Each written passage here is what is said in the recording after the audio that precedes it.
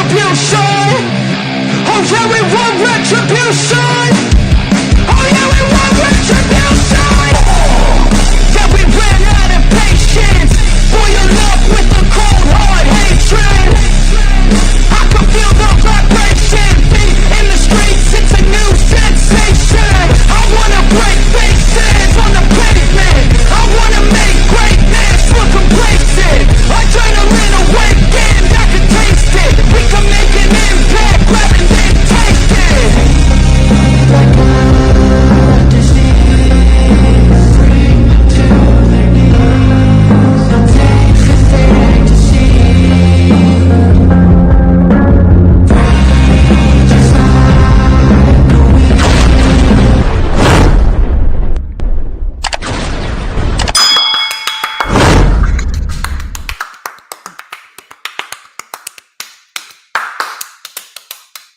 Ladies and gentlemen, I am the one and only DJ Storms, and I would like to welcome each and every single one of you back here to the greatest motherfucking show on earth, as we are streaming live on 4 different platforms across 4 different accounts, and we got ourselves another big time event going down right now, and of course, it is called the Lightning Flash Update. It is the greatest wrestling analytical show that you would want to be a part of, because you get to watch me dissect the most unique sport on the face of the planet. As of course, you already know who I am, Mr. Controversy. Mr. Controversy, and the operator of the Best Damn X, formerly known as Twitter handle known to mankind.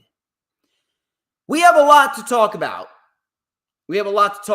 Including the severity of AJ Styles' injury. Some people were saying that it was a work. Well, it is not a work. It is legit. Styles is legitimately injured. We're going to talk about that, and we're going to talk about what could possibly come of Styles' injury. Daniel Garcia has re-signed a new deal with AEW, and he is set to be factored into some significant plans moving forward. I'm going to talk about what those plans should be.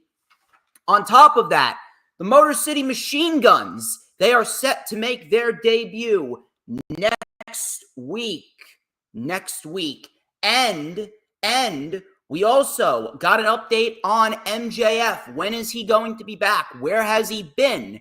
And what should MJF be doing once he gets back to AEW TV? And then finally, the rumor that's been swirling around ever since the ending of Bad Blood took place, the WrestleMania 41 main event match could very well be a triple threat match between the American Nightmare Cody Rhodes, the Tribal Chief Roman Reigns, and the final boss, Dwayne "The Rock" Johnson. All this plus so much more. We're going to dissect Raw, Dynamite, and SmackDown. I didn't watch Rampage because I had some other stuff going on. I'll probably catch up on it maybe a little bit before Wrestle Dream. I will not be live tweeting for Wrestle Dream because I'm actually going to a Titan Championship Wrestling event tonight. I will be going to that event in Hoboken, New Jersey. Savage Intentions is the name of the show, and I will be handing out flyers for the Battle in the Borough show going down 1 week from today. 1 week from today, we will be witness to history. You are going to want to get yourself settled because I'm telling you right now, next week it is going to be one of the greatest events that the city of Elmwood Park has ever seen in its entirety. It is going to be absolutely fucking glorious in every sense of the word. Not a good week for wrestling, though. That was not so glorious. Raw, Dynamite, and SmackDown. I don't know what went on this week, but not very good shows at all. Matter of fact, this week may have been one of the worst weeks in professional wrestling in a long, long time. From a creative perspective, that is. Across the board, all of these weekly shows, they did not hit any of the right buttons. I'm not sure what happened, but Raw, completely garbage. Dynamite felt incredibly off. Dynamite felt incredibly off. Tony Khan barely even put any effort into the show, and he pieced together Wrestle Dream within 2 weeks. And then SmackDown had about 2 highlights at most. We'll talk about that, and we will dissect all the news, rumors, and reports. If you guys haven't already done so, please make sure that you follow me on social media, whether it be on X or Instagram, at HistoryMakerDJS. One more time, that is at HistoryMakerDJS, both on X and Instagram. You can also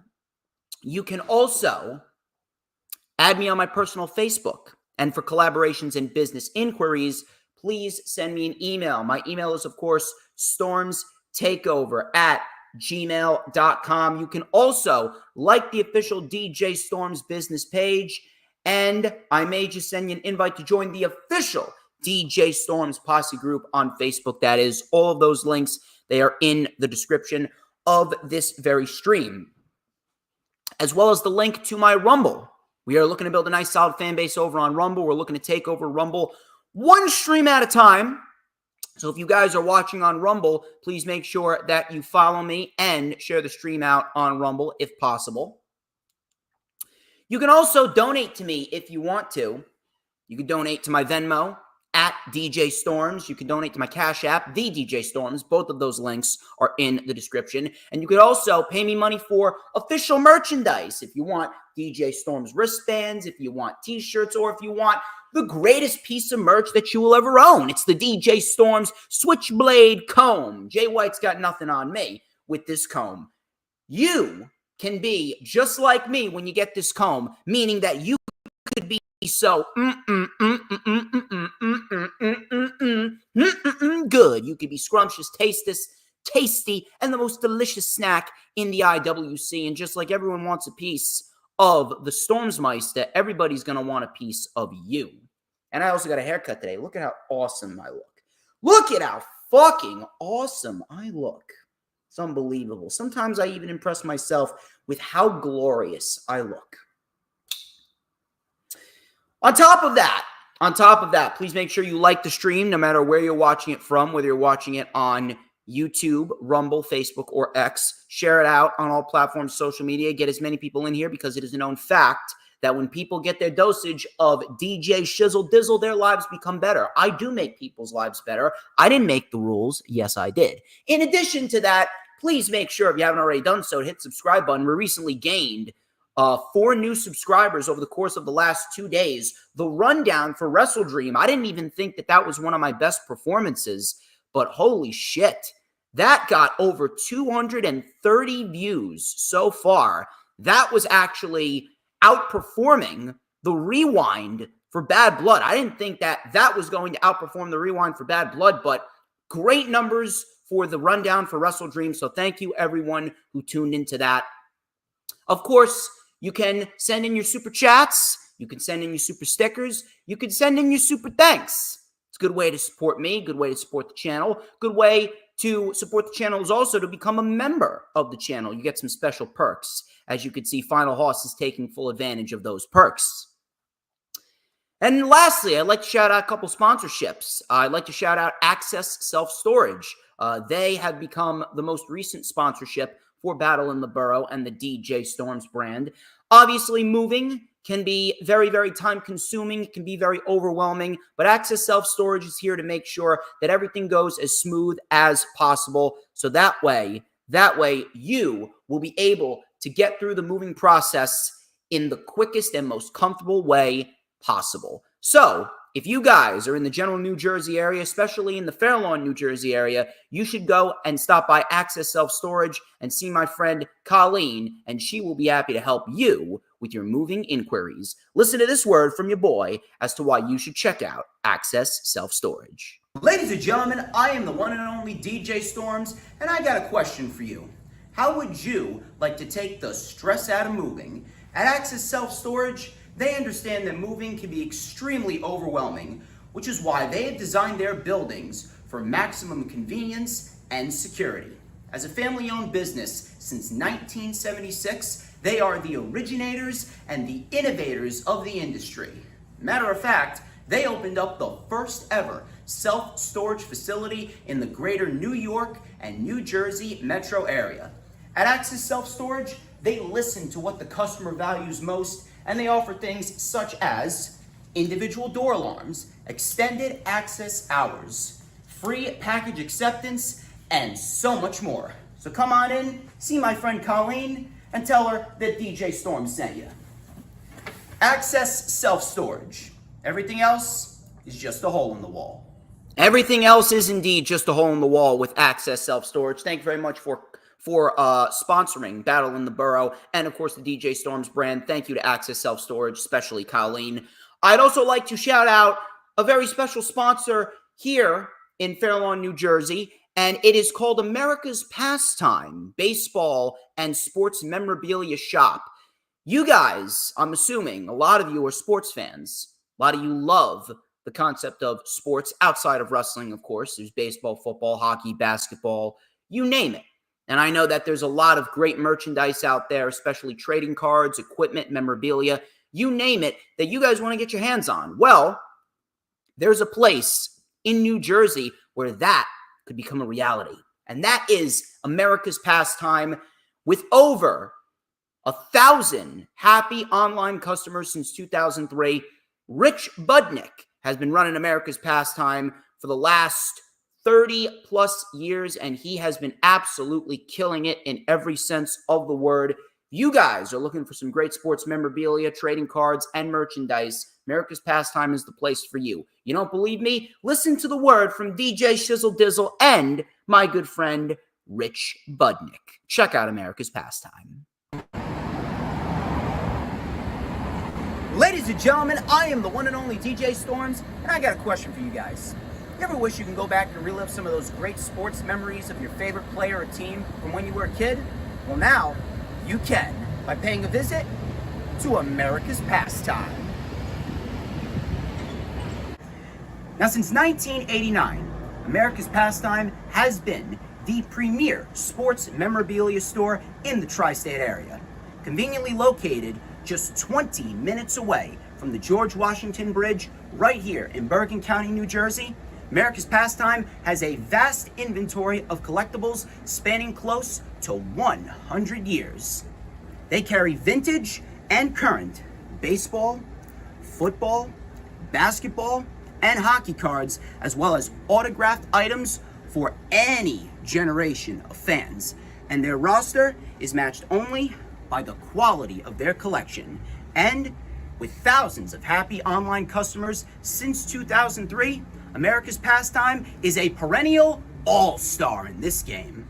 So whether you're just getting into sports collectibles for the first time ever, or you're a serious buyer focused on quality sports memorabilia, you can come on in and see my friend Rich Budnick, and he'll show you the things that you never even dreamed were available to you.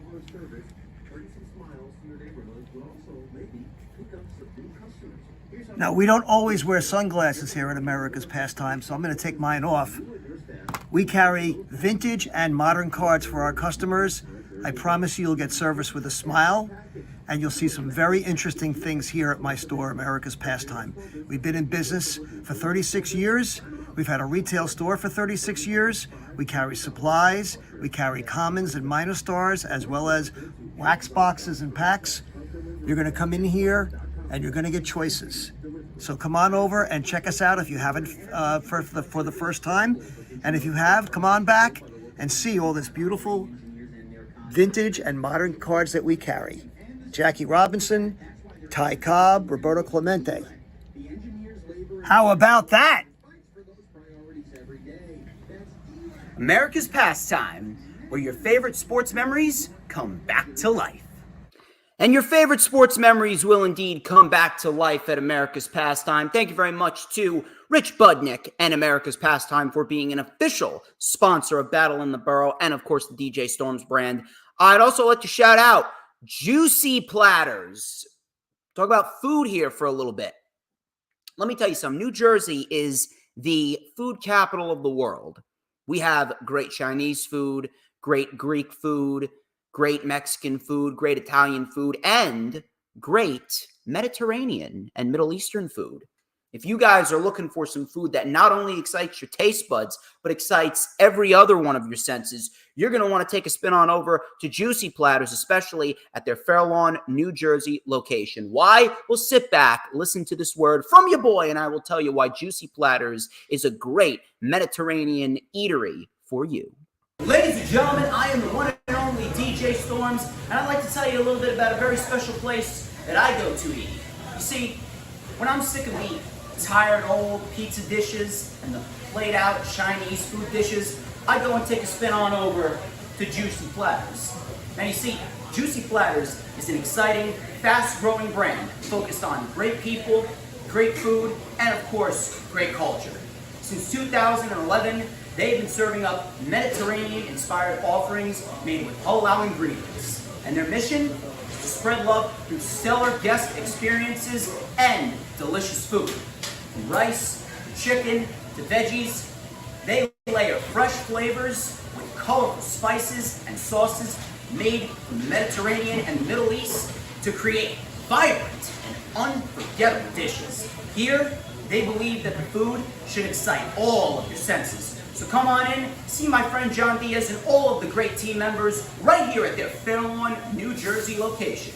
Juicy Platters. This is the food that your soul craves. And your soul will indeed be craving some Juicy Platters sooner rather than later. Thank you very much to John Diaz and all of the team members over at Juicy Platters for being an official sponsor of Battle in the Borough and, of course, the DJ Storms brand. It certainly means a lot to me, and it means a lot to everyone involved in Battle in the Borough. And the last sponsor I'd like to shout out for now is Golden Wheel Driving School. Now, everyone wants to get their license. Everyone wants to be driving a car, cruising down the street in my 6'4". Sorry, a little straight out of Compton shout out right there. But in order to do that, you need to get your hours in, specifically your beginner's course, 8-hour-a-day course, or if you already have a license and you want a refresher course on the rules of the road, they offer 90-minute refresher courses.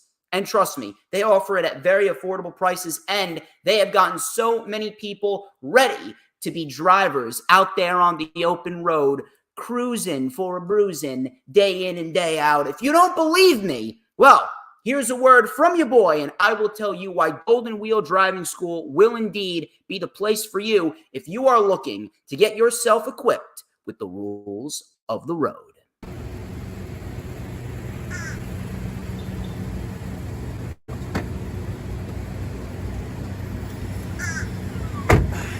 Ladies and gentlemen, I am the one and only DJ Storms, and I'd like to tell you a little bit about Golden Wheel Driving School.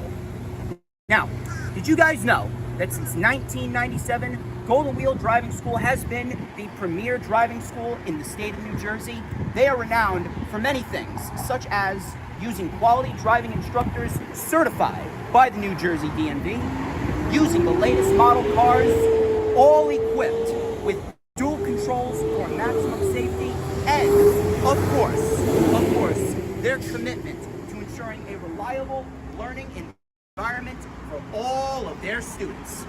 And they also offer flexible packages for all different drivers amongst all different ages. So whether you need a 90-minute refresher course or an 8-hour multi-day beginner's course, Golden Wheel is indeed the place to be. And as you can see, they'll even drive to your house and pick you up. Ain't that right, my friend? So come on down, visit Golden Wheel, New Jersey's premier driving school, now serving both Bergen and Passaic County.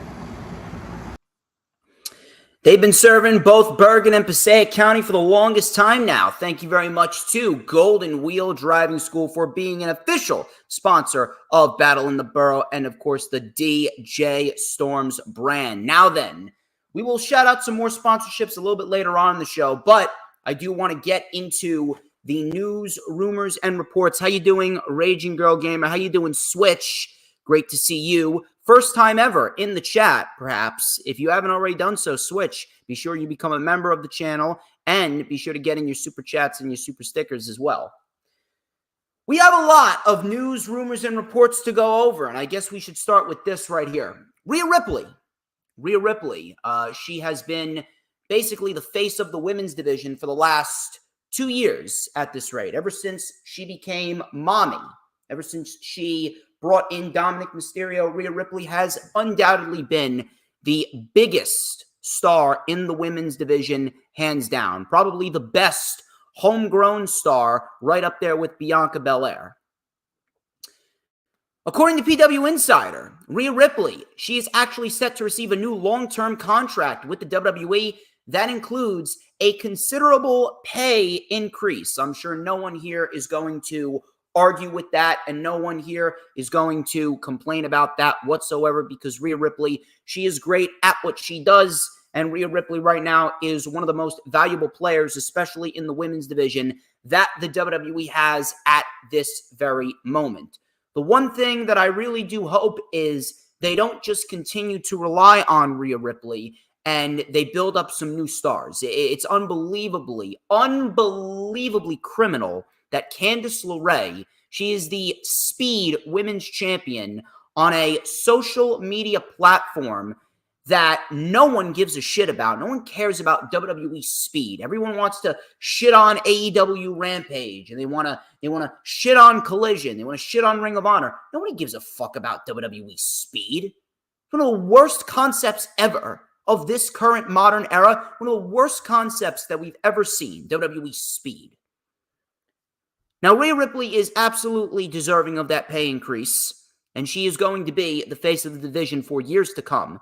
The one problem that I have is I don't want WWE to continuously rely on Rhea Ripley. And that is the one common thread that I always go back to when it comes to the WWE, and it's the fact that they always rely on their established stars, and then they neglect everyone else, minus Tiffany Stratton and Braun Breaker. And then maybe Carmelo Hayes. Maybe Carmelo Hayes, you can include him in there. But either way, WWE, they don't put enough effort into their undercard. And this week, it was clear as day that WWE's priorities, they need to be rewired. They absolutely need to be rewired. Bad Blood was a good show, but there were a lot of things on that show that could have came off a lot better. A lot of those matches had the wrong outcomes. The two ladies matches, I don't know what happened, but they really shit the bed. Not a very good week for women's wrestling in WWE. Not a very good week at all.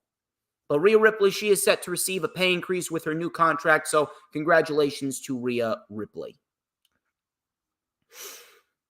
According to Wrestling Observer Newsletter, AJ Styles, he is legitimately injured. It is not a work.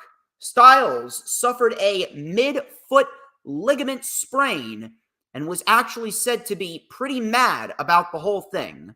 Styles, obviously, he prides himself on being a perfectionist. He prides himself on being phenomenal, as he is. No pun intended. Styles was actually set to begin a farewell tour storyline, which would tease a retirement. And at this very moment, it is still the plan pending the result of his MRI. Now, I'm not sure what they're going to do. I'm not sure if Styles' retirement plan is going to cross-correlate with John Cena's retirement plan. But if we're going to do a retirement plan for AJ Styles, I mean, there's a lot that they have left on the table for AJ Styles. We should absolutely see one more AJ Styles-Roman Reigns match. We could absolutely see an AJ Styles and Gunther match. Matter of fact, if we're going to do a retirement tour for AJ Styles, we should have two matches set for the year 2025. Now, AJ Styles, his injury is legit. And reportedly, the plan is for AJ Styles to begin a retirement tour. Now, I don't know if this retirement tour is going to result in AJ Styles potentially leaving and going to AEW. Maybe not. Maybe he is legitimately looking to retire in the WWE, and he is looking to go home and be a father. But two matches that we should absolutely see in 2025. We should absolutely see one more John Cena and AJ Styles match. That is big right there. And number two, if they want to, they could absolutely experiment with a Gunther versus AJ Styles program. Matter of fact, you had some options for Gunther at WrestleMania. AJ Styles would be a very, very, very good option for Gunther to fight and potentially beat at WrestleMania. And Gunther being the one to retire AJ Styles, that is a huge notch on his belt and his World Heavyweight title reign.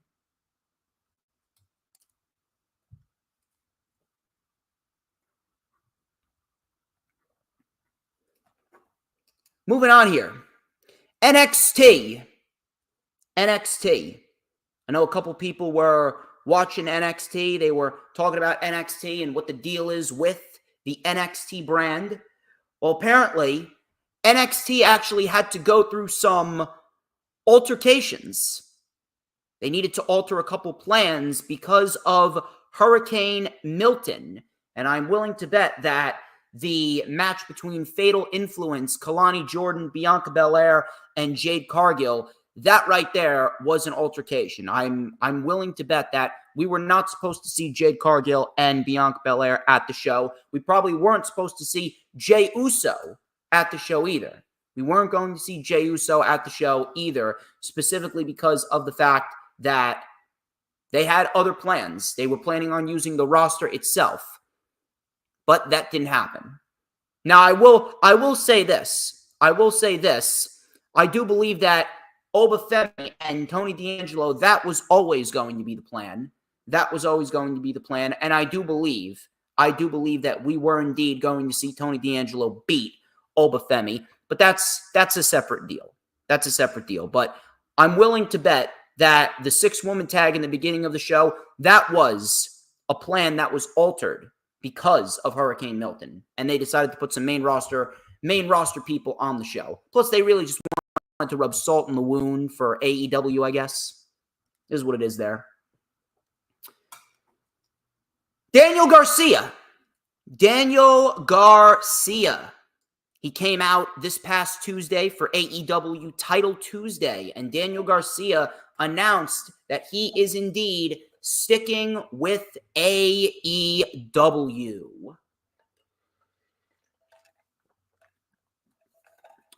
What is going on with Daniel Garcia's contract? Well, according to Fightful, they reported that Daniel Garcia's new AEW contract extends for the next 3 years.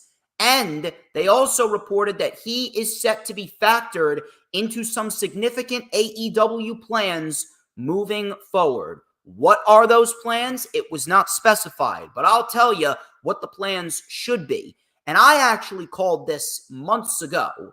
I have been stating this since the summer, and it's quite obvious where they need to go. Based on what happened at Title Tuesday, Katsuyori Shibata, he had a little run-in with Daniel Garcia because they have a little bit of history, especially fighting over the Ring of Honor Pure Championship. They have a little bit of history, and Shibata is actually set to fight Jack Perry at WrestleDream tonight. I think you pretty much know where I'm getting at as I'm going on. When it comes down to Daniel Garcia, I think it's about time we get some championship gold around his waist. Daniel Garcia is staying with AEW. He announced it on Title Tuesday. He is staying with the AEW brand, and according to Fightful, he is set to be factored into plans moving forward. What should those plans be? I have been calling this since July, since Jack Perry won the TNT Championship. Jack Perry versus Daniel Garcia at Full Gear at the Prudential Center in Newark, New Jersey. And then from there, you give Daniel Garcia the TNT Championship. It's about time that Daniel Garcia gets a proper run as the TNT Champion. Jack Perry, listen, Jack Perry's been doing very, very well in the role that he's been given.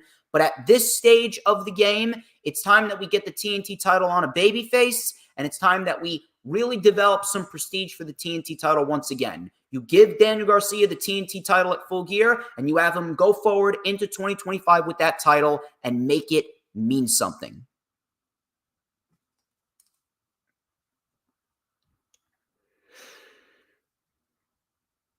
And we'll also talk about MJF as well, because I do have some things to say about MJF, because MJF is set to be coming back to AEW TV very, very soon. Jimmy Jacobs. Now, this is a complete non-factor. But it came up over the course of the last couple days. Fightful reported that Jimmy Jacobs has left AEW. I don't know why, and to be quite honest with you, I really don't care. It's not necessary. Fightful Select has also reported the destination for the Motor City Machine Guns. It was originally set to be October 25th for the SmackDown in the Barclays Center in Brooklyn, New York. Apparently, that is not the case because they're actually showing up next week. Because Santos Escobar, he actually pitched for Los Garzas to get a tag team match next week on SmackDown. And we will indeed be seeing them in tag team action, but they're probably not going to like their opponents because we got Chris Sabin and Alex Shelley showing up. It is going to be the Motor City Machine Guns showing up next week. Now, this is a great thing. For numerous reasons. Number one, the tag team division definitely needs a shot of adrenaline. The tag team division on SmackDown, at this stage of the game, the tag team division on SmackDown is actually the most flourishing tag team division out of all the divisions. Not even bullshitting you. The SmackDown tag team division is fucking great. Got the Bloodline in there. You got DIY. You got Los Garzas. You got Apollo Crews and Baron Corbin. You got the Street Profits. Now you add the Motor City Machine Guns in there. That right there is a big deal. And I truthfully hope that Triple H is fully preparing for a tag team renaissance. Holy shit! Rage coming in again hot. Rage with $50 right down on the table because she is a fucking beast. Hit you with a mini bomb. I appreciate you and everyone who gave me encouragement to keep going with streaming. I got more advice and I feel more motivated. That is what is up, Rage. And if possible, I hope to see you tomorrow. I'm actually going to call up Hooligram again because I want to get him on the rewind for AEW Wrestle Dream. That's going to go down tomorrow at 2:30 p.m. So I'm going to call up Hooligram. If you're available, Rage, I'd like to see you in the chat for the rewind for Wrestle Dream, and we could talk about what's going to go down tonight. I'm not going to be live tweeting because I will be at a Titan Championship Wrestling event. I got to promote Battle in the Borough. And I better see your ass up here. All right? I better see you and your husband up here for Battle in the Borough. We're going to be making history. I'm telling you, we're going to be making history. But the Motor City Machine Guns, this is a great thing, as I've stated. I really hope that Triple H is preparing for a true renaissance in the tag team division, at least on SmackDown. If we can get something going, with one show, then we can get something going with the rest of the programs, Raw, Dynamite, Collision, Rampage, Ring of Honor, you name it. But one thing I specifically want to talk about with the Motor City Machine Guns is WWE has their tag team title match for WrestleMania. WWE has their tag team title match for WrestleMania 41. The Bloodline has been running roughshod, at least in the tag team division, even though Tama Tonga and Tonga Loa aren't necessarily the most credible of individuals. The Bloodline, they have been doing fairly okay with the tag team championships. We saw a great ladder match last week with the Bloodline, the Profits, and DIY. And the Bloodline won clean, which I'm very, very happy about. With the Motor City Machine Guns coming on in, the agenda, the narrative is clear. WrestleMania 41, Tama Tonga and Tonga Loa, Guerrillas of Destiny, the Bloodline, whatever the hell you want to call them. Tama Tonga and Tonga Loa versus Chris Sabin and Alex Shelley at WrestleMania, either night 1 or night 2, and the Motor City Machine Guns win the tag team titles. That is how you play this out going into the new year. That is how you make the Motor City Machine Guns established stars in the tag team division.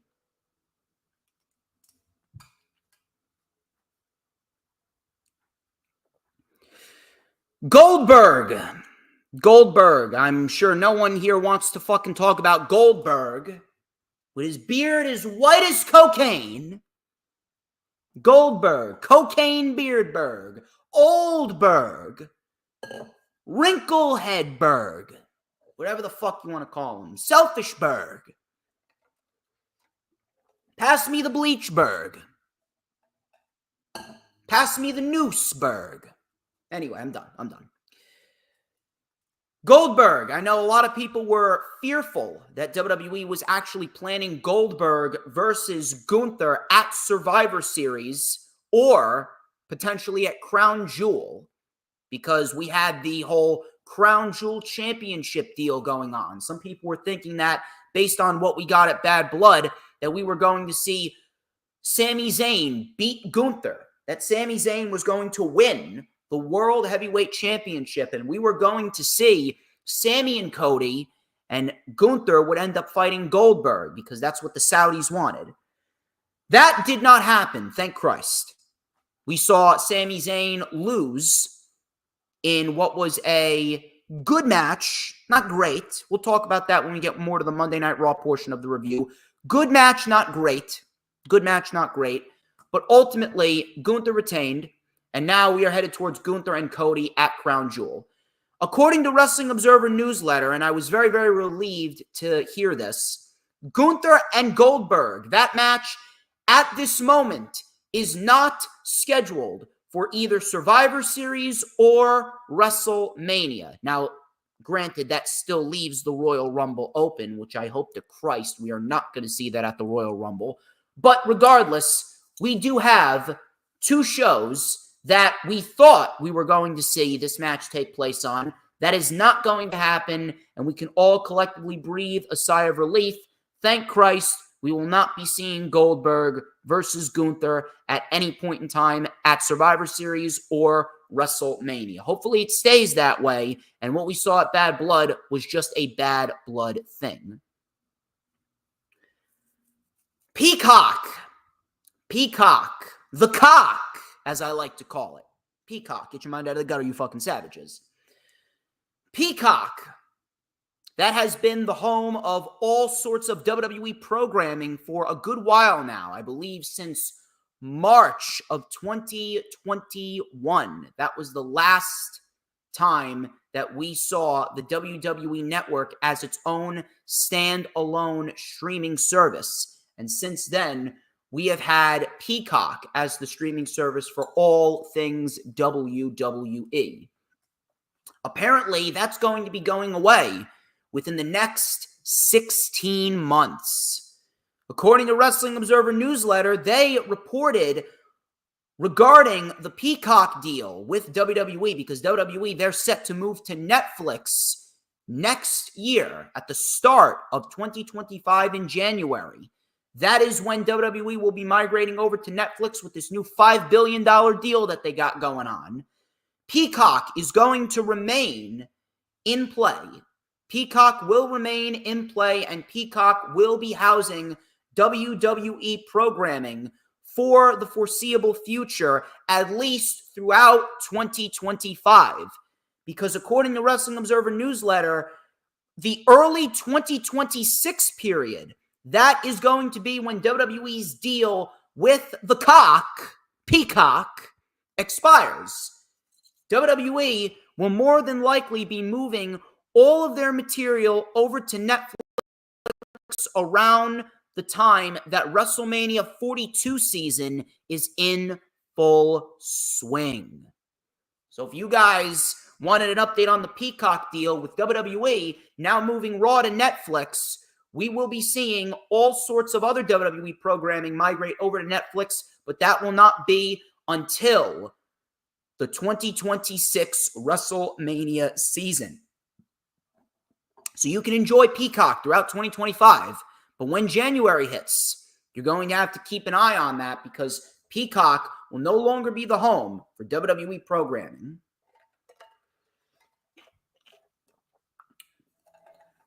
MJF. Where has MJF been? For those of you that are wondering. MJF, he's been filming Happy Gilmore 2. He's actually one of the sons of Happy Gilmore, played by Adam Sandler. He has been away from AEW filming Happy Gilmore 2, which started in September. That is exactly why we saw the angle at All Out where Daniel Garcia, even though he lost to MJF, Daniel Garcia ended up giving MJF a low blow and a pile driver and sent MJF off of TV for the time being. However, Fightful has reported that MJF is expected to be back on AEW television very, very soon. Yes, I'm looking forward to Happy Gilmore 2, Final Hoss. So MJF is coming back to AEW television. What do we do with MJF? What do we do? The motto is quite simple. Everything with MJF, when he comes back at least, that's actually pretty simple for me. It's pretty simple. If I am going to bring MJF back to TV, then I am going to have MJF return to get vengeance on Daniel Garcia. So, based on everything that I told about 15 minutes ago, Daniel Garcia will be winning the TNT Championship from Jack Perry at Full Gear. That's when I would bring MJF back to TV. MJF, he's been away filming Happy Gilmore. Now he's coming back to AEW television. What do we do with MJF going forward? I am not bringing MJF back to TV until Full Gear. Full Gear, like I stated, Daniel Garcia versus Jack Perry for the TNT title. Daniel Garcia beats Jack Perry. And then from there, then we can have MJF swoop in. MJF swoops in, and MJF attacks Daniel Garcia. And then from that point forward, then we see Daniel Garcia try and fight off MJF. MJF is looking to take the TNT title from Daniel Garcia, which ultimately results in a match at World's End in December. Then we can wrap up the program. Daniel Garcia finally, after 3 matches, gets a victory over MJF, and Daniel Garcia gains momentum going into the new year. That's how you do it. That's exactly how you do it. Daniel Garcia beats MJF. After MJF swoops in, he attacks Daniel Garcia, and MJF ultimately puts over Garcia going into 2025.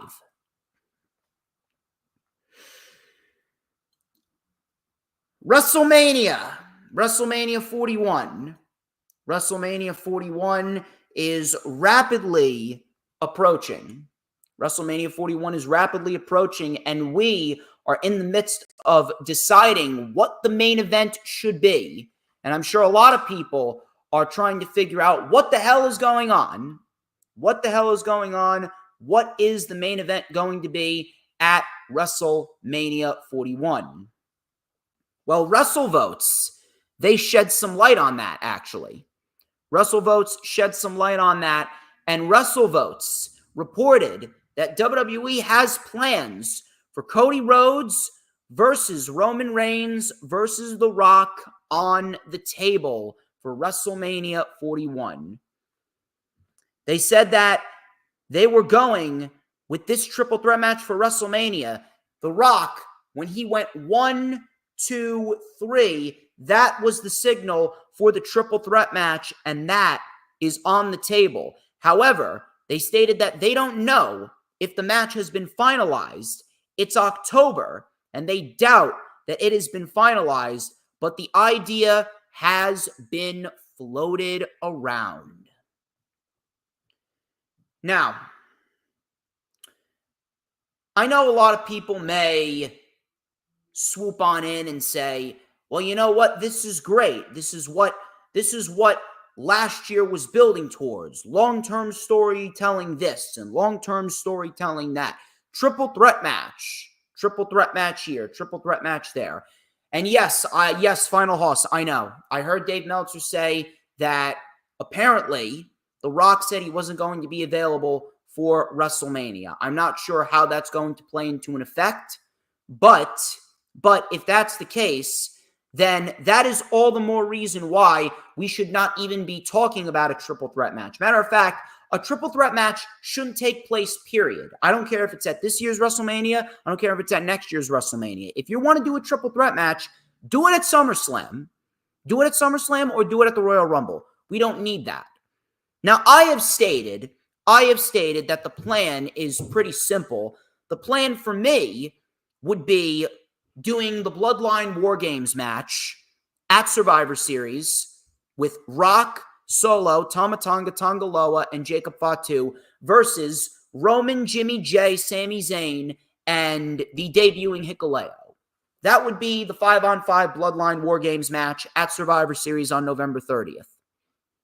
However, when it comes down to it all, The Rock might not be able to make it. But if I was doing this, it would be the War Games match. The Rock's team would win. Then from there, The Rock would advocate for himself to get a shot at Cody Rhodes at the Royal Rumble. Cody Rhodes and Rock would be finalized for the Rumble. Roman Reigns, he would not be seen on TV until the Royal Rumble. Roman Reigns would be off TV from Survivor Series to the Rumble. And listen, I understand that people are sick and tired of Roman Reigns being the part-timer that he is and taking all of these hiatuses. But if I was booking this, that would be the best spot for Roman Reigns. That would be the best spot for Roman Reigns to take a break. And then Roman would swoop in at the Royal Rumble, fuck over The Rock. Cody retains. Cody can either fight Randy Orton or CM Punk at WrestleMania 41, night 2. And then on night number 1, it's Roman versus Rock. And that is the end of the Bloodline storyline with Roman Reigns finally beating The Rock. Because that's ultimately what we're looking forward to, right? That's ultimately where we're headed towards. The end goal here should not be a triple threat match. The end goal here should be Roman versus Rock. And The Rock puts over Roman, and that's the end of the Bloodline storyline. I don't give a fuck what happens afterwards with any of these Samoans. We need the Bloodline storyline to wrap up because it has been going on for far too long. I understand long-term booking this and long-term booking that, but there is such a thing as too much of something. I've stated numerous amounts of times, too much of a good thing is not a good thing for anyone. And we've had way too much of the Bloodline angle. Been going on way too long. It has had so many stale periods over the course of the last several years. Ever since the Sami Zayn, Kevin Owens portion of that Bloodline storyline, ever since that ended, we have not had the same amount of energy that we've seen in this storyline. Even WrestleMania season this year was forced. The whole final boss shit, Rock's heel turn made no sense. I don't give a fuck what anyone says. I'm going to continue to tell you over and over again. The Rock's heel turn made no sense. He turned heel because Cody Rhodes was bashing his family. He turned heel because, the crowd turned on him first. Motherfucker, where were you during every single one of Roman's feuds prior to Cody Rhodes? You're telling me that Roman Reigns wasn't called out for being a Nepo baby by Baron Corbin? Where were you then, Rock? Where were you then? Where were you when AJ Styles was feuding with Roman Reigns? Where were you when Seth Rollins was feuding with Roman Reigns? Where were you when all these other individuals that insulted Roman's family was feuding with him? What makes Cody so special that you needed to do a complete 180 and become the final boss? So the Rock's heel turn never made any sense. And the entirety of WrestleMania season was hogged by The Rock. WrestleMania season already is going to be at a disadvantage from a quality standpoint if The Rock is going to take up the majority of the build, just like he did last year, or this year rather. I should say last WrestleMania season. Wasn't that long ago, it was this year. This fucking year. But if The Rock is not going to be involved in this year's WrestleMania, fine. I'm not going to bitch and moan about that. If you want to do a triple threat match, do a triple threat match at the Rumble or do it at SummerSlam.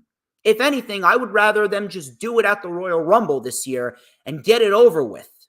And then you can focus solely on doing The Rock versus Roman. You can focus solely on doing Rock versus Roman. Cody Rhodes can get the pin on Roman Reigns in that match, and then The Rock can go after Roman, pretty much stating, you're weak now. You cannot be the tribal chief anymore. You cost me my opportunity to become the WWE Undisputed Champion, yada, yada, yada. But that's the motto. That's the motto there. The motto is not a triple threat match at WrestleMania, and we should not be exploring that at all. We should not be exploring that whatsoever. And if you are in favor of a triple threat match, you are basically going off of your blind fandom, and you are not thinking about the bigger picture. You want to like it, go ahead, but that doesn't mean that it's a good idea.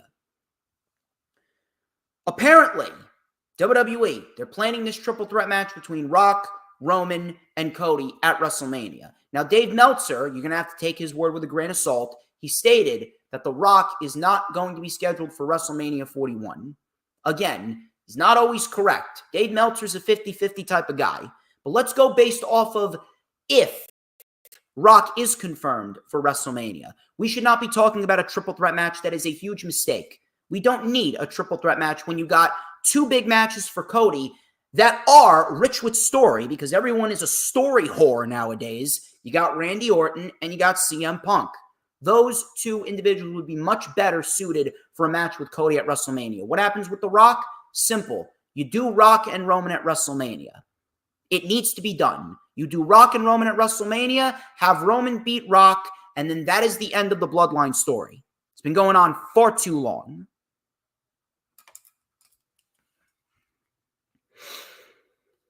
Those are your news, rumors, and reports. Those are your news, rumors, and reports. Thank you very much to everyone who is stuck by me and is currently watching right now. You guys are fucking awesome. You guys are fucking awesome in every sense of the word. We got 16 people watching so far as we are climbing up in the world. We recently gained a new sub.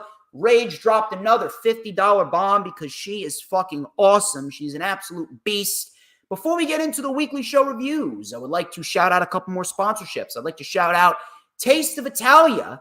Taste of Italia has been a local Italian deli right here in my hometown of Elmwood Park for the last 30 years. And Mike Rogan and his team of sandwich craftsmen, they've been serving up some quality material over there. So if you're looking for some quality Italian deli, you guys should take a spin on over to Taste of Italia. Here's a word from your boy as to why Taste of Italia is the premier sandwich brand for all Italians.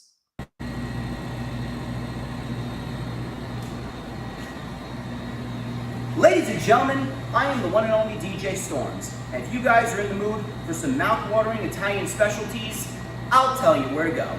You see, there's boring delis, there's overrated sandwich shop chains, and then there's Taste of Italia.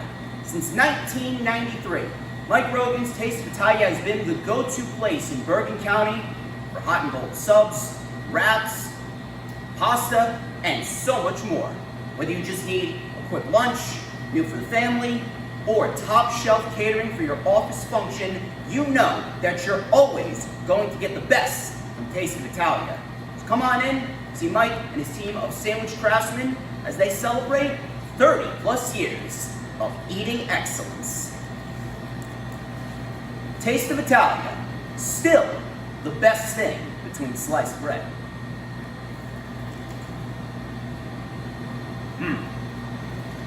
That is good. That was a pretty damn good sandwich, I'm not going to lie. Thank you very much to Mike Rogan and the entire team of Taste of Italia for being an official sponsor of Battle in the Borough and, of course, the DJ Storms brand. I'd also like to shout out my good friends over at Macbeth Farm Interiorscapes. Let's take a little switch over here. If you guys are in need of some great interior landscaping services for your residential dwelling, or if you're looking to make the business lobbies of your place of work look all spiffy, I'm telling you, I do believe that you will have a lot of faith in Macbeth Farm Interiorscapes, run by Mr. George Macbeth and his great team of landscaping experts. Here is a word from yours truly as to why you should check out Macbeth Farm Interiorscapes for all of your traditional horticulture needs. Ladies and gentlemen, I am the one and only DJ Storms, and I would like to share a little bit of information with you. As many people know, plants are extremely critical to any interior design. Matter of fact, research indicates that good interior landscaping is not only desirable, but it is a must-do green initiative to keep customers both happy and healthy. Now, at Macbeth Farm Interiorscapes, they believe that plants, they do more than just occupy a corner of a lobby. That is why they offer a full line of interior landscapes for both corporate and residential settings, from office plantscaping, living walls, moss walls, and even plant and orchid arrangement. Macbeth Farm is your go-to resource for all of your professional horticulture needs. You guys can contact Macbeth at 201-387-7997, or you can see all of their creations online at macbethfarm.com. That is MacBethFarm.com. Macbeth Farm Interiorscapes, a family-owned business providing distinctive interior plantscaping for businesses across New Jersey and the Philadelphia area. Thank you very much one more time to Macbeth Farm Interiorscapes for being an official sponsor of the DJ Storms brand and an official sponsor of Battle in the Borough. I like to talk about dental health for a little bit here because I got a place right here in Elmwood Park. I know that you guys are going to be eating all the food that I'm telling you about, whether it's the Mediterranean food, whether it's the Italian food, whether it's the Peruvian food. We're going to talk about D&N Deli a little bit later. You guys are going to need some great dental services. Well, I got a great place for you. It's called Elmwood Dental Professionals, run by Mr. Dr. David Eidman and his son, Dr. Daniel Eidman, and their great team of dental professionals. They are poised to make sure that you have smooth, comfortable visits to the dentist where you will be able to get picture-perfect dental needs, and that way you can kill him with a smile any day of the week. Here's a word from your boy as to why you should check out Elmwood Dental Professionals if you are looking to get as good a teeth as I got. I got fucking diamonds for teeth. Look at that shit. Ladies and gentlemen, I am the one and only DJ Storms, and if you guys are looking for some quality dental care, have I got the place for you. For almost 40 years, Elmwood Dental Professionals has been one of the top-tier premier dental practices in Bergen County. Dr. David Eidman, Dr. Daniel Eidman, and their entire team have employed a standard of excellence in personalized dental care, which combines uncompromising safety with extensive training and expertise. This enables them to provide the quality dental services that their patients deserve. As a practice, they are true believers that preventative care and education are the keys to optimal dental health. Their entire team is dedicated to providing you with the personalized dental care that you deserve to make your visits as comfortable and pleasant as possible. Elmwood Dental Professionals, creating beautiful smiles, then, now, and forever. And they have indeed been creating beautiful smiles then, now, and forever. Thank you very much to Dr. David Eidman and Dr. Daniel Eidman for being official sponsors of the DJ Storms brand and, of course, Battle in the Borough.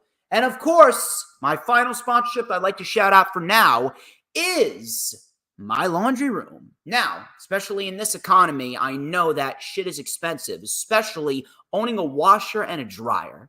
Owning a washer and a dryer is extremely, extremely costly. All I need to do is take a trip on over to Lowe's.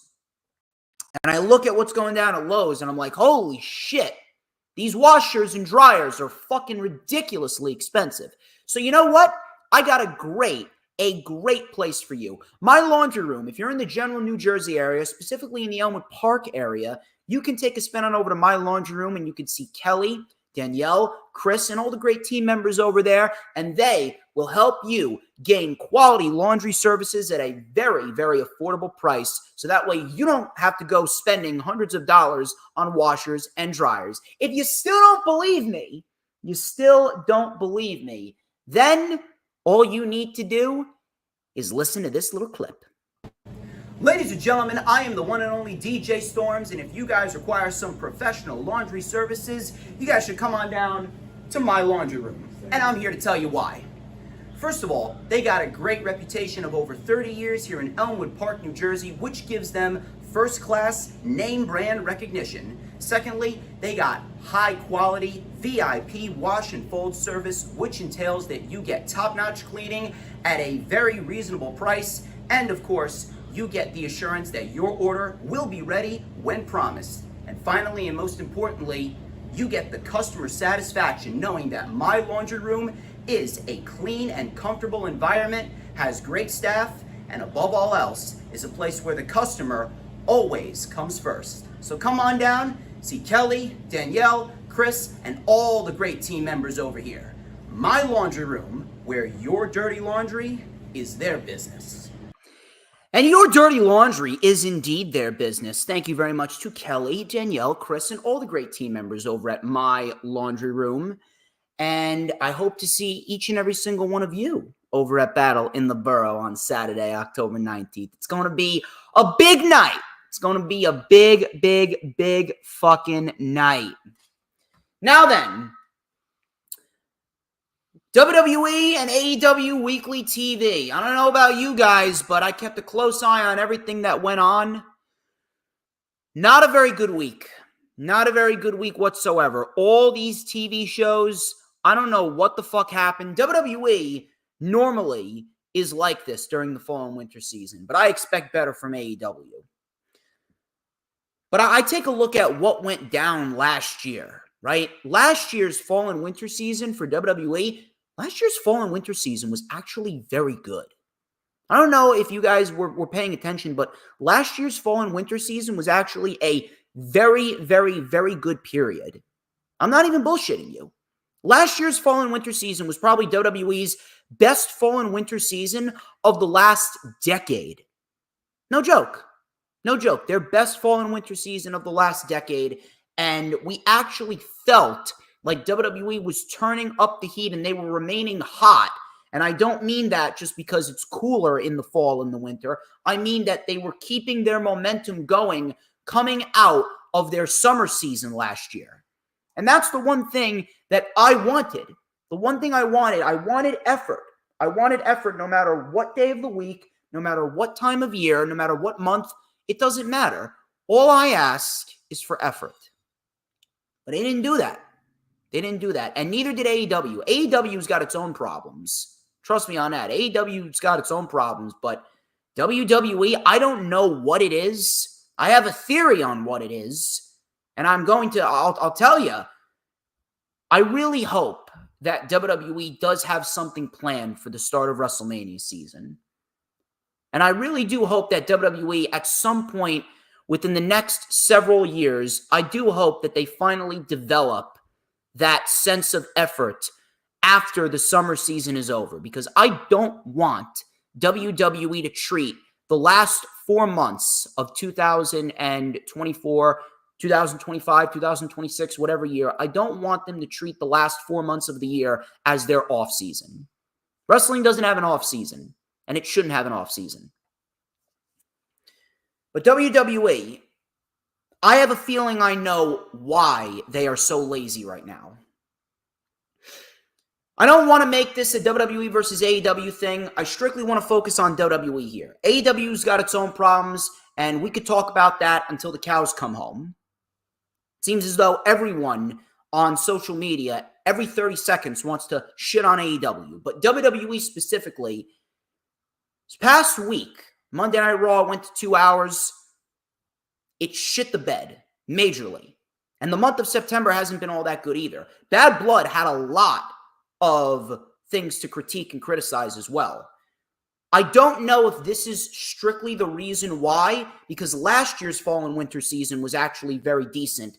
But it seems like WWE just doesn't give a shit about their programming because they already signed that $5 billion deal for Netflix. And now they're just coasting through the next 3 months until we get to January. That's not right. I want effort, and WWE is giving us none. And I hate that I need to say that. I really do hate that I need to bring that up. But it's true. We need more effort. Sexy Red. Sexy Red. She kicked off the show. Listen, the only good thing about Sexy Red is the fact that she's a Trump supporter. Trump 2024, by the way. That's the only good thing about Sexy Red. CM Punk. CM Punk kicked off the show. He came out limping. And he said, "Is it good to be not dead in St. Louis, Missouri on a Monday night or what?" He says that, "I'm in no condition to be here. It hurts to even smile, but I had to come here, and I needed to see you. I'm alive, but I don't feel like it. It doesn't even feel like I won.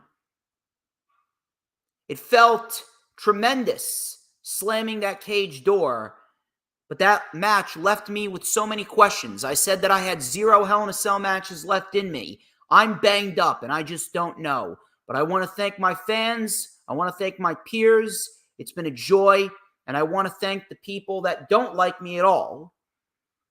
I turned your hate into cash. I don't know why you keep doubting me, but keep doubting me.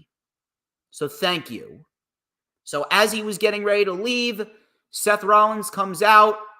He stands face to face with CM Punk. Little shoulder bump. He goes to the ring to address Bronson Reed. Seth Rollins says, "Punk, get well soon, because the sooner you get better, the sooner I can retire you for good." Welcome to Monday Night Rollins. Things got a little crazy around here, especially last week. But I am not here to talk about Dom hanging from a shark cage or Cody teaming with Roman. I am back to destroy Bronson Reed, said Seth Rollins. "Bronson, I know you're watching. 2 months ago, you tried to end my career. You wanted to make a name for yourself. Well, congrats. I know your damn name. You want to get famous? I'll give you your 15 minutes, one-on-one. You name the time, you name the place. But this time, I'll be expecting you." So that was simple and to the point. Nothing really crazy. And just like WWE usually does, they're dragging this shit out. Dragging it out with Rollins and Reed, because that's what they do. They drag this shit out all the time. Jey Uso and Xavier Woods. This was for the Intercontinental Championship. I don't know what the fuck happened here, but this show looked great on paper, but it completely shit the bed, especially this match. This was a house show match, if I've ever seen one. The majority of this match took place during the fucking commercial. Seriously, the majority of this match took place during the fucking commercial. This match didn't even break into half gear. Never mind first gear. It didn't even break into the fucking half gear. It's ridiculous. So, Xavier Woods lost very quick. Most of the match took place during the commercial. Woods didn't shake Jay's hand, and then out of nowhere, Braun Breaker comes out, spears Jay, spears Kofi, spears Woods, a second spear to Jay, and Braun Breaker is back to being a heel. So much for the babyface turn. Now, why did Braun Breaker come out, and why did he turn? Why did Braun Breaker turn heel again after he turned babyface last week? Well, if you watched Bad Blood, you would know that Braun Breaker, he was originally slated to go after Gunther, or that match was being teased. Now we have a Crown Jewel Championship. And now we're getting Cody and Gunther at Crown Jewel to see who's going to win the Crown Jewel Championship. And whoever wins, they win a championship that doesn't mean anything. And now we're pretty much going back to what we were doing before Triple H introduced War Games to Survivor Series. Whether you want to admit it or not, the Crown Jewel Championship, this is literally a copy and paste idea from the Vince McMahon era, where we saw Raw and SmackDown go back and forth for Survivor Series. Now we're seeing Raw and SmackDown again. We're seeing Raw and SmackDown again, but this time, it's their champions at Crown Jewel. All you're doing is taking the concept and moving it from Survivor Series to Crown Jewel, the Saudi show.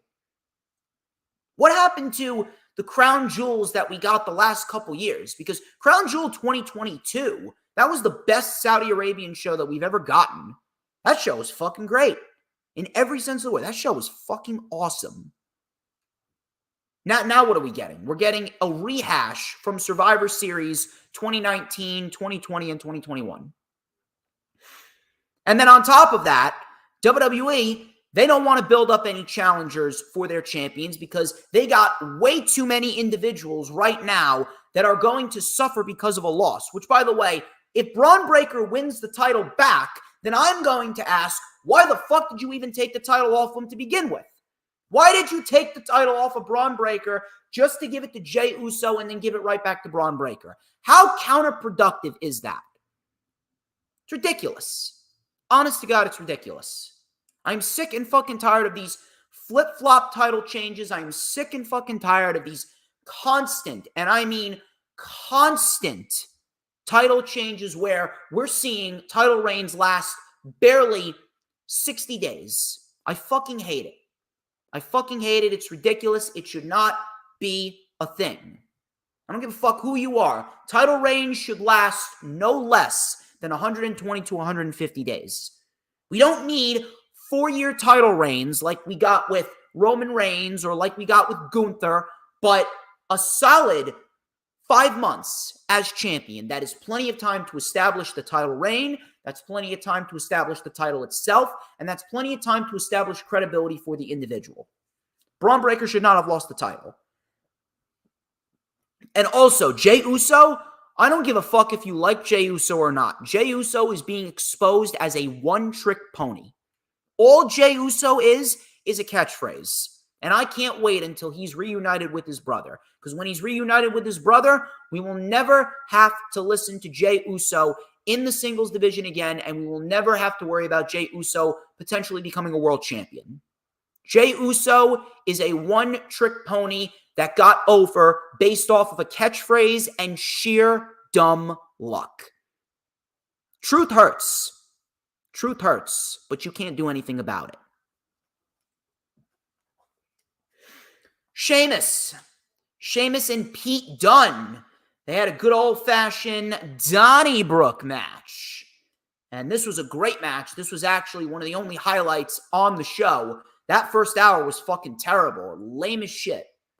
But we got ourselves a great match here.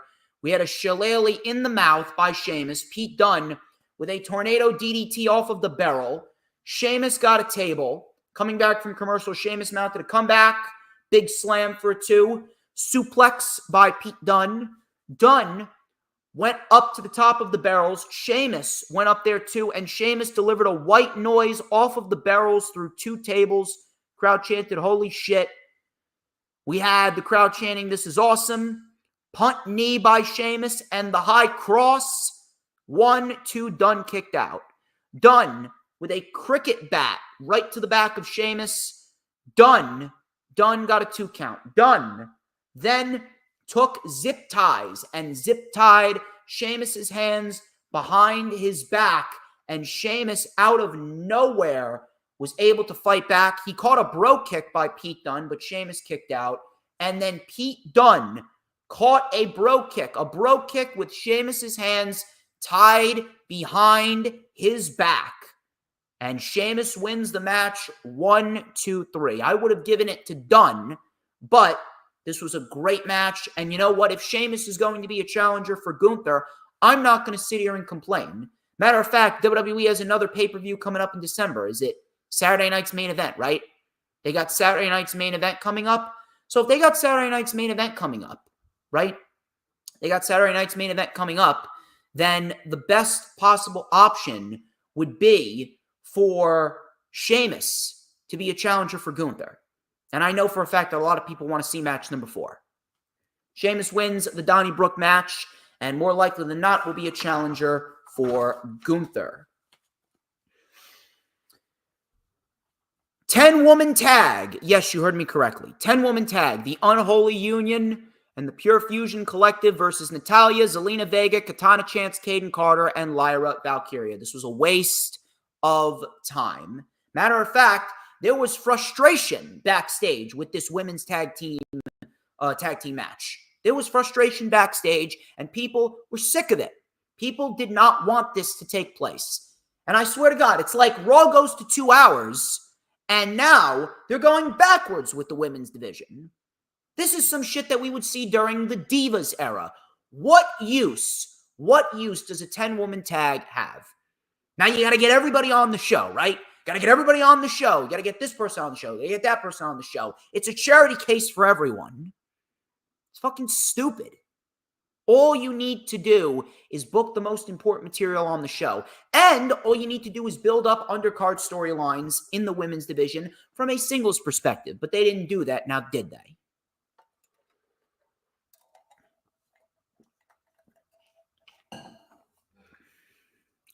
Bianca Belair, Jade Cargill. They got a tag team title match next week with Damage Control. Who cares? R-Truth versus The Miz next week. Who cares? Breaker and Kofi. I mean, holy shit, this show is looking worse than this week. This show on paper for next week is looking 10 times worse. Sami Zayn and Gunther. This was for the World Heavyweight Championship. This was a good match. This was a good match, but clearly not as good as their match from WrestleMania. Cody came out after the match, and he stood face-to-face with Gunther. The match itself, I don't know what it was, but it clearly felt like they were holding back. It clearly felt like something was a little off. It clearly felt like they were... It clearly felt like they didn't want to cause any extra damage, and they wanted to preserve Gunther because he's got the big match with Cody. Meanwhile, they're wasting that match with Cody. The match with Cody shouldn't even be taking place. And realistically, this should have been a match that would lead into a second match between the two, because Sami Zayn said, listen, I couldn't continue, but I didn't tap out. I didn't tap, nor did you pin me. That's what it should have led to. This should have been a bridge match to get to one more match with Sami Zayn and Gunther at Crown Jewel. We didn't get that. Instead, we got a match that didn't really pick up until the last 5 minutes, which ultimately resulted in Gunther passing out Sami Zayn, and now Gunther is going to fight Cody Rhodes at WWE Crown Jewel. And that was pretty much that. Moving on to AEW Dynamite here. It was Title Tuesday. I don't know about you guys, but Dynamite felt off. Dynamite felt off. And I talked about this, and I actually put forth a short. I put forth a short earlier on, and I stated that AEW is falling into the same exact trap. The same exact trap as WWE has fallen into with the fall and winter season. And I'm not a fan of it. I'm not liking it at all. I don't know what's going on, but Tony Khan is falling into that same trap that WWE has fallen into. And part of the reason why is because now Tony Khan has made his money. Tony Khan got the deal. He's made his money. And now, all of a sudden, we are back. We are back in the same exact scenario where Tony Khan is just coasting through the fall and winter season. And I don't know if this is going to be a consistent thing going forward, but he could very well coast through the rest of 2025 as well, because he's got this new deal. Now he's just rubbing it in everyone's face. It's ridiculous. After the hologram and commander match, everything just went downhill. Moxley, he cut a promo. He said Bryan is trying to kamikaze himself. It's got to be me to take him out. This is a wake-up call for AEW. They will be seeing the truth on Saturday. In the ring, the American Dragon comes to life. Bryan's been very, very comfortable. or at least he's tried to be comfortable. He's never been truly comfortable. I will be ready. I have to be, because I have no choice. There are enough people in the state of Washington. There aren't enough people in the state of Washington that can stop me. I will run into the mouth of war. It's got to be this way. The stakes are too high, said Moxley. He's speaking in riddles now. I don't think that he wins. I, honest to God, do not believe that Jon Moxley is going to win. And to be fair, I don't think that Moxley is the right guy to beat Bryan. I don't. Personally, I'm going with Hangman. Hangman Adam Page at World's End. He is the proper guy. He is the proper guy to defeat. Proper guy to defeat Bryan Danielson, and that will be at World's End. And then we can build towards Hangman and Swerve at none other than All In. Simple.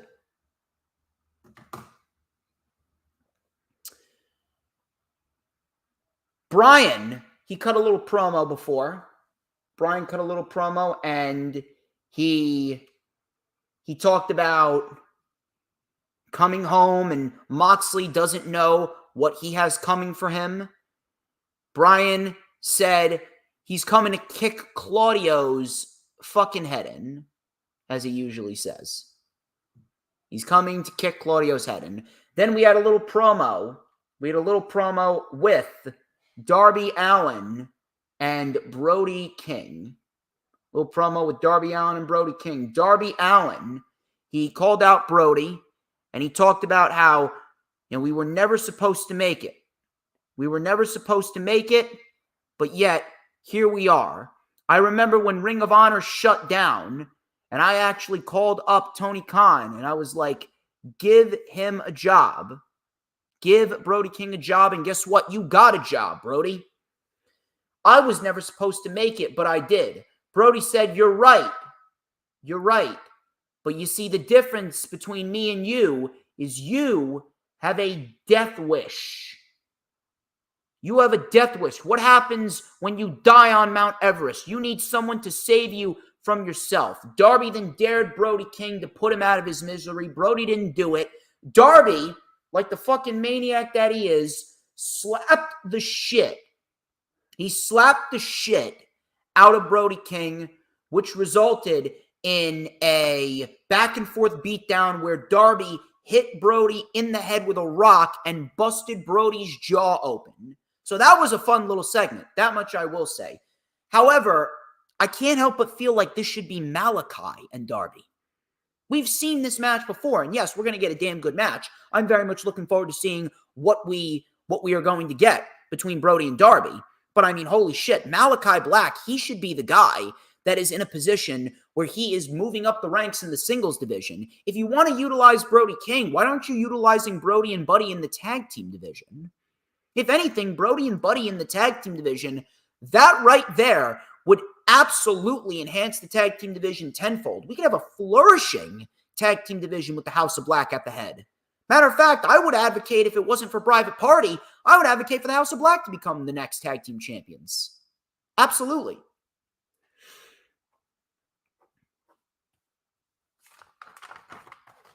Hologram took on Commander. This was a very good match.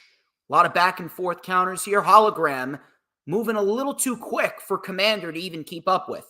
There was one spot in this match that was very, very smooth. Commander went for that tightrope plancha. Hologram hopped up on the ropes, and Commander caught him in midair with a powerbomb, which looked awesome. Midair powerbomb. Commander with a poison rana. Hologram with a poison rana. Hologram with an airplane spin into a torture rack bomb. 1, 2, 3, Hologram wins. A very good match. Afterwards, Jake Roberts came out, and Rush, Dralistico, and the Black Mortos, they attacked Commander and Hologram, and it looks like Jake Roberts is now an official consultant, an official manager of LFI, and Lance Archer is now a part of the Don Callis family. Now, if I was going to book this, I'm giving LFI the Trios Championships. I'm putting some gold on these guys, and I'm letting these guys run with it. LFI as the next Trios Champions, whenever that may be, that right there, that is something that a lot of people are going to be able to get behind. So whoever it may be, I'm going with LFI to beat the new Blackpool Combat Club. And more likely than not, we're going to see Yuta in the corner of Moxley as well. We're going to see Yuta in the corner of Moxley, Claudio Pac, and Marina Shafir. Daniel Garcia, he came out and he did his normal shit. Although the crowd wasn't as hyped up. I don't know what the fuck was going on in Spokane, Washington. Garcia ended up staying with AEW, and he said that all of this starts with me building the future of AEW on my back and getting gold around my waist. Whoever has a championship, you guys are not safe because the feeling is restored, said Daniel Garcia. So now we are going to be in a position where Daniel Garcia, in my eyes, should absolutely be the next TNT champion. I stated it once, and I'll state it again. Daniel Garcia is your next TNT champion, by far. He is the right guy to beat Jack Perry, do it at Full Gear, have MJF come back, and then finish out the feud with MJF at World's End. And that is how you handle Daniel Garcia going forward. It was announced that Swerve Strickland will be returning at WrestleDream. And I do indeed expect Bobby Lashley to debut tonight. I see Bobby Lashley coming on out, and Bobby Lashley is going to be in a position where he is going to side with MVP. And then Swerve is going to need some assistance of his own, which I do believe is going to be Private Party. Willow Nightingale, Jamie Hayter, Saraya Nyla Rose, women's title #1 contenders match. This match felt rushed. I don't know what it was, but the match felt very rushed towards the end. The winner was right. Willow won. I expected her to win. But the match, it just felt very discombobulated. It just didn't seem to click. Everything with this match, it just didn't hit. It just wasn't it. And a lot of that has to do with the fact that it doesn't feel like there's a legit plan for Mariah May as women's champion. She's just facing whoever comes her way.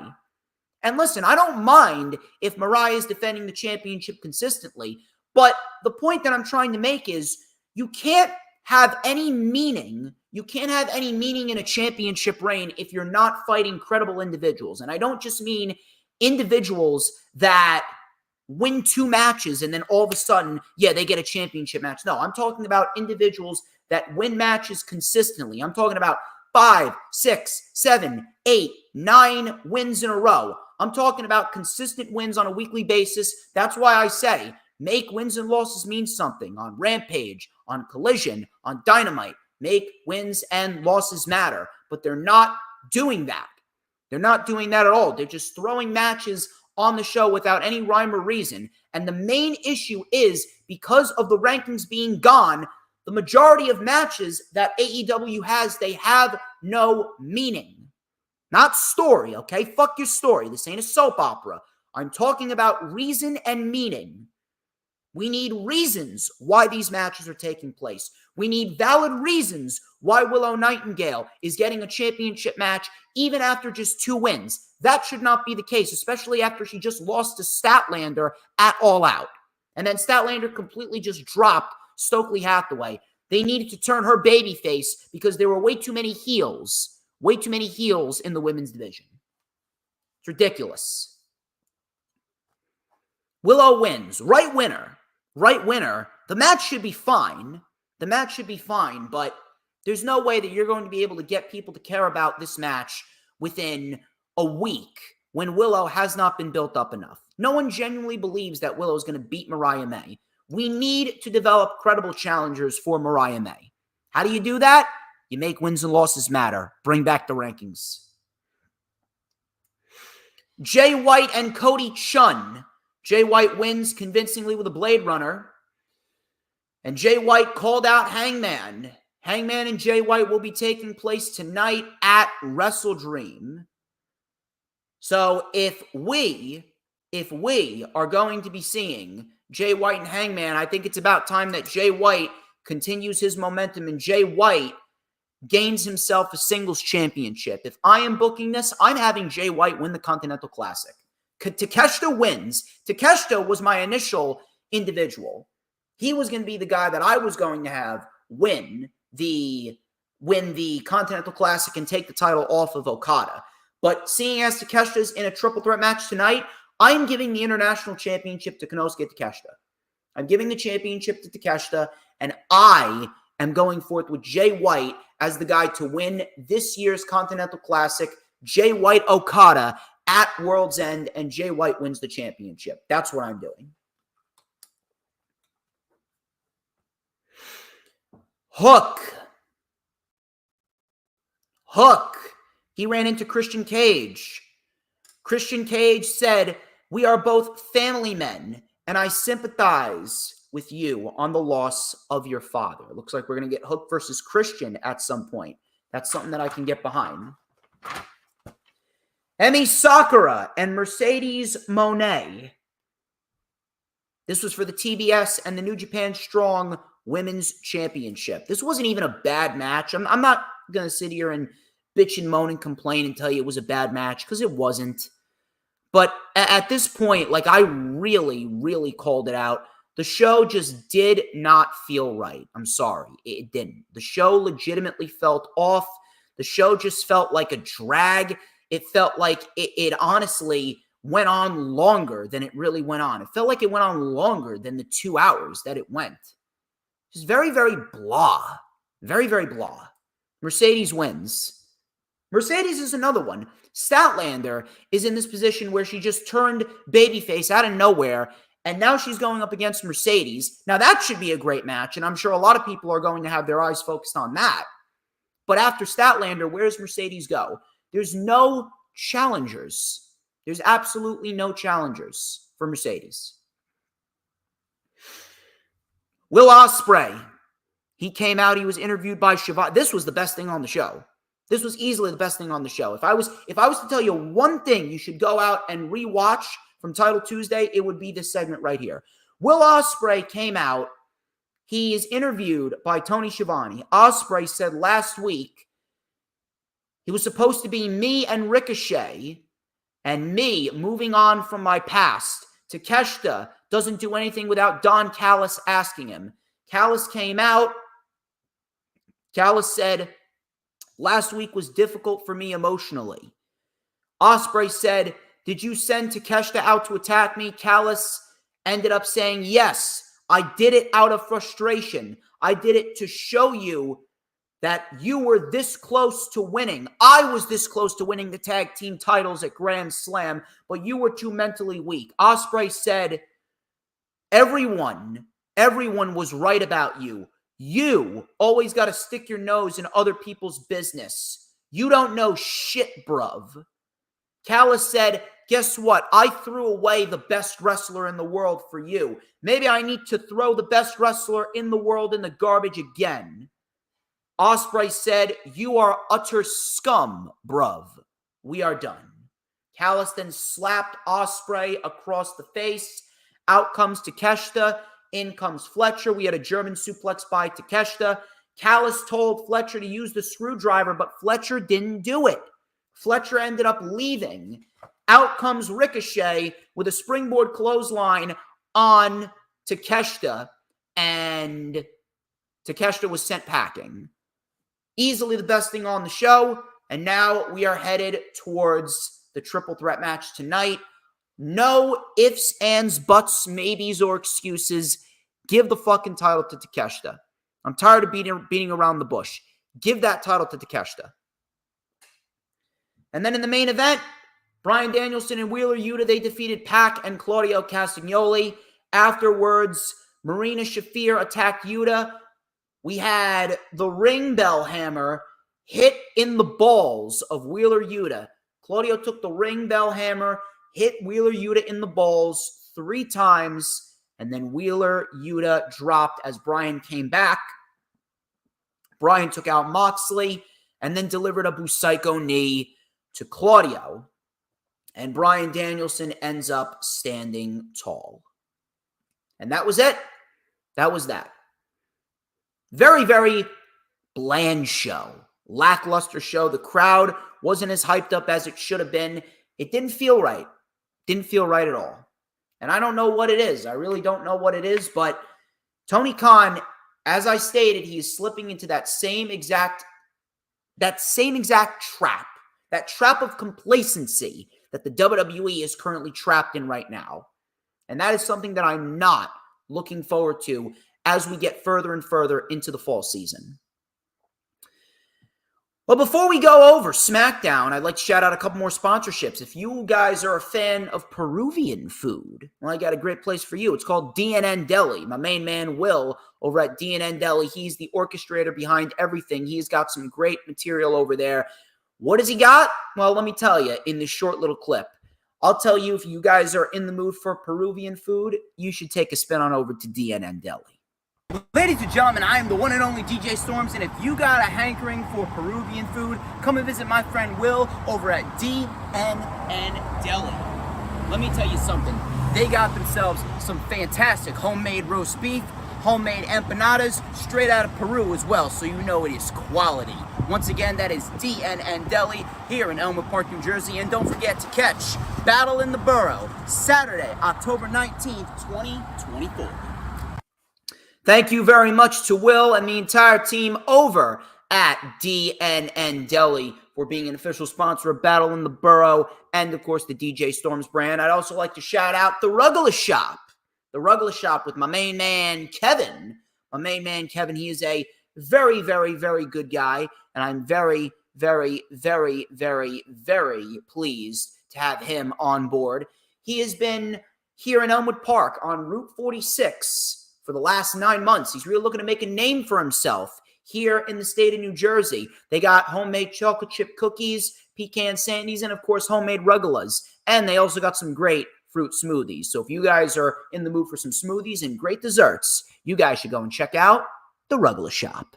Ladies and gentlemen, I am the one and only DJ Storms, and I'm coming here with one of the best kept secrets in Bergen County, the Ruggles Shop. For the last 10 months, this place has been serving up some quality baked goods, including chocolate chip cookies, pecan sandies, and of course, homemade rugalas.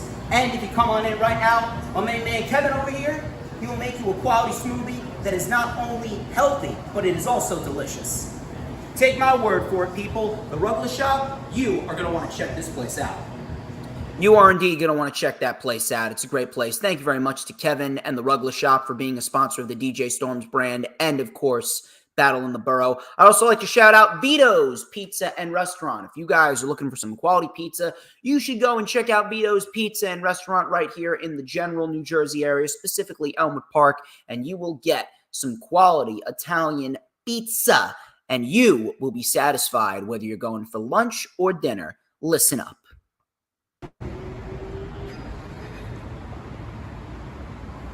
Ladies and gentlemen, I am the one and only DJ Storms, and I am here in front of Vito's Pizza and Restaurant here in Elmwood Park, New Jersey. Some of the best pizza in Bergen County. If you're hungry, hell, even if you're not, come and stop by Vito's Pizza. And of course, be sure to catch Battle in the Borough on Saturday, October 19th, 2024. Tickets, $25 at the door. DM me or call 201-507-2577. Another great place to get all sorts of great lunches. Thank you very much to Vito's Pizza and Restaurant for being an official sponsor of Battle in the Borough and, of course, an official sponsor of the DJ Storms brand.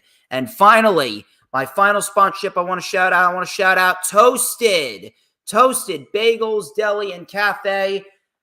Safa and her entire team over at Toasted, they have become an official sponsor of Battle in the Borough.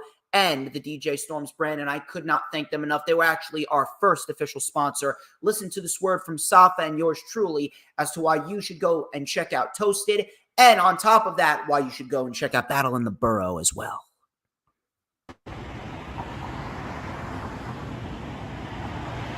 Ladies and gentlemen, I am the one and only DJ Storms. I am here with the owner of Toasted. Her name is Safa and also her team. Hi, guys. Safa, how are you today? I'm good.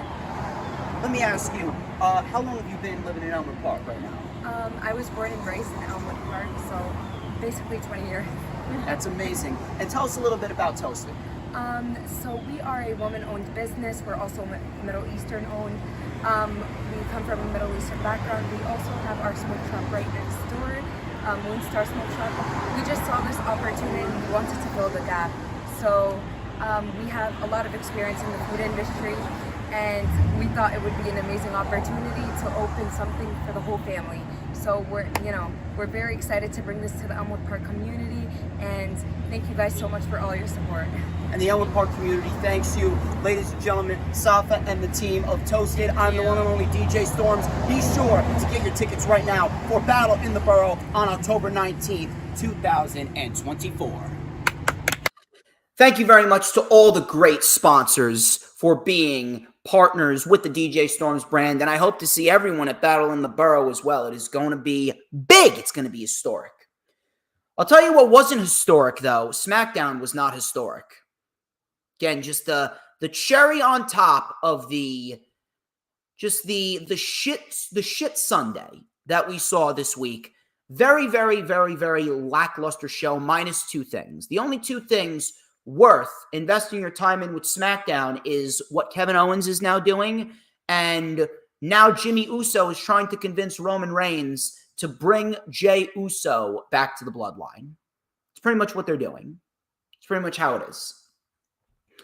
So Jimmy Uso, he returned to SmackDown with his cool theme song. I was born a king, ran with the pack. I was born a king. Like no one gives a fuck about that theme song.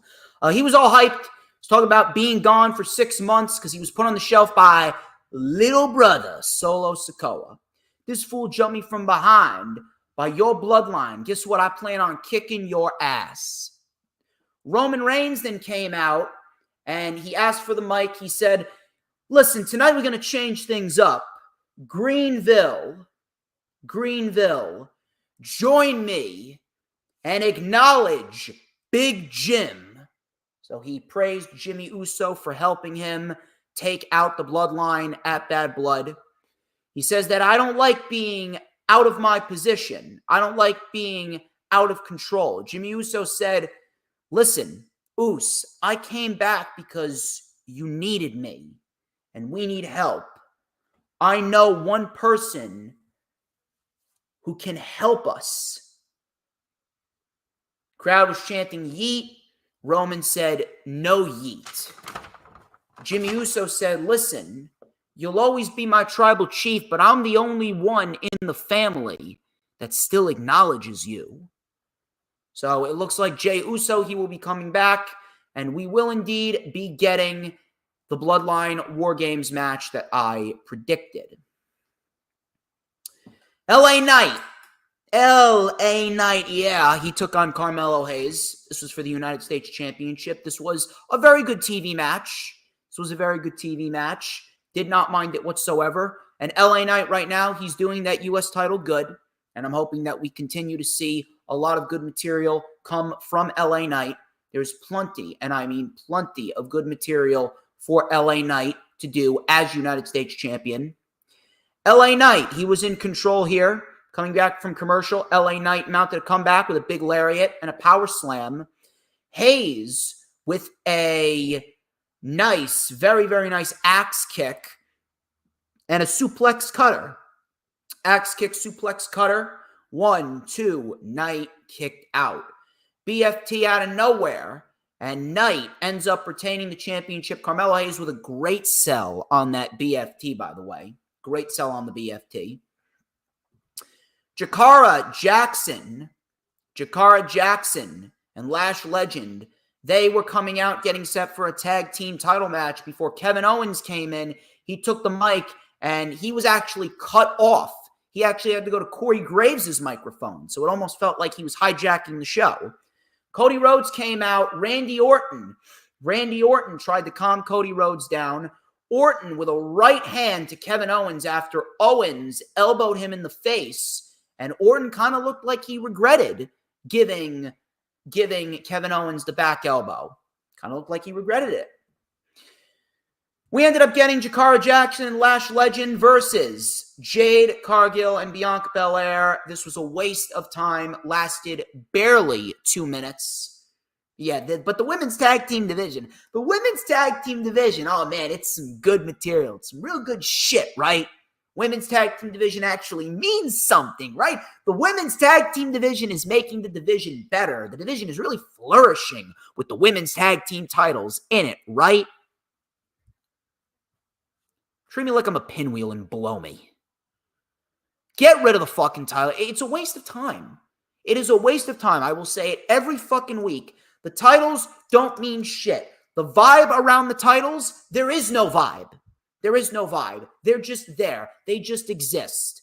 Matter of fact, the women's tag team titles are a hindrance because you got so many individuals in the division that realistically should be singles wrestlers. Then you would have more challengers for your championships. But who the fuck am I? I'm just a 25-year-old kid from the suburbs of New Jersey that screams into a microphone for 2 hours a week about pro wrestling, right? Speaking of the women's division, Nia Jax, Tiffany Stratton, they came out. Nia said that nobody can beat her, and she promised to beat Liv Morgan, and then she said, it's Tiffy time, and she was giving Tiffany a noogie. She said, that's when you'll cash in on Liv Morgan. Out comes Naomi. Naomi says Nia is only the champ because of Tiffy. Naomi said that she even got a good sidekick. Or she doesn't even have a good sidekick. Naomi said that she doesn't need anyone to beat Nia. Nia then asked for a ref, and we were going to get a match. Out comes Liv Morgan, Raquel, and Dirty Dominic Mysterio. And Nia Jax pretty much had her hands full. And Liv Morgan said that she was going to watch her lose her match, just like she's going to lose to her at Crown Jewel. So we had Nia Jax and Naomi. This resulted in Liv Morgan hitting Nia with the briefcase. And Liv Morgan caused Naomi to gain the advantage here. Naomi powerbombed Nia into a bridge pin, and Naomi ended up getting the win. So now, in order to give the champions something of substance to do, get this. So now in order to give the champions something of substance to do, now they're having the champions lose non-title matches. I thought we left that in the Vince McMahon era. Fucking ridiculous. Afterwards, Rhea came out. She took out Nia. She took out Morgan. She took out Raquel. It looks like Raw and SmackDown, they're just going to be invading each other's shows now going into Crown Jewel. It's literally copy and paste from the Survivor Series build. Literally fucking copy and paste. It's ridiculous. Kevin Owens was shown in the back parking lot, and he attacked Randy Orton. He says, hey, you want to pick some sides? You want to fucking pick some sides? Guess what? You're picking the wrong side. So Kevin Owens giving it back to Randy Orton. And then we saw Jimmy Uso and Solo Sikoa main event the show. We had a nice tope suicida by Jimmy. It's a decent match right here. I'm not going to lie. Decent match. Solo ended up winning with the Samoan spike, but ultimately, I don't give a fuck if Solo won here or not. Solo's a dead act. It doesn't matter how you look at it. It doesn't matter if we're going into a War Games or not. Solo Sikoa is a dead act. Does anyone still take Solo Sikoa seriously as the new tribal chief? No. Solo Sikoa is a dead act. There is nothing redeeming about Solo Sikoa at this very moment. He's lost his last 3 big matches. He lost to Cody Rhodes at SummerSlam. He lost to Cody Rhodes on SmackDown. And now Now he lost to Roman and Cody with Jacob Fatu in his corner at Bad Blood. Outside of Jacob Fatu, this new bloodline is dead.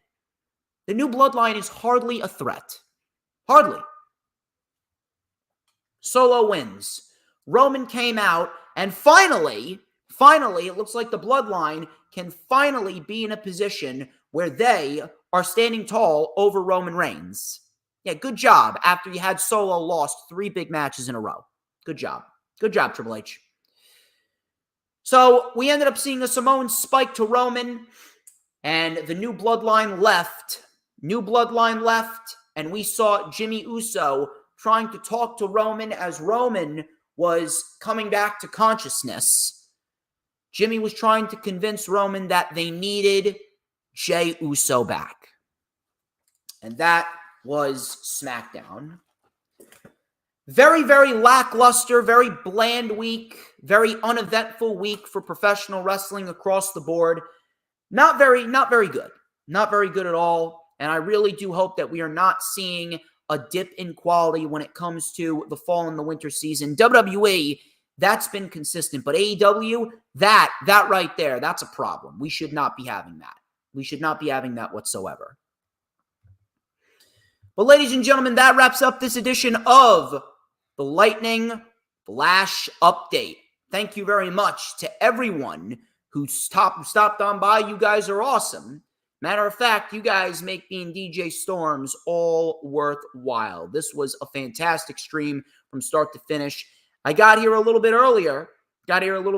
And so far, we're actually on the road to 200 views so far with this Lightning Flash Update. That's fucking great.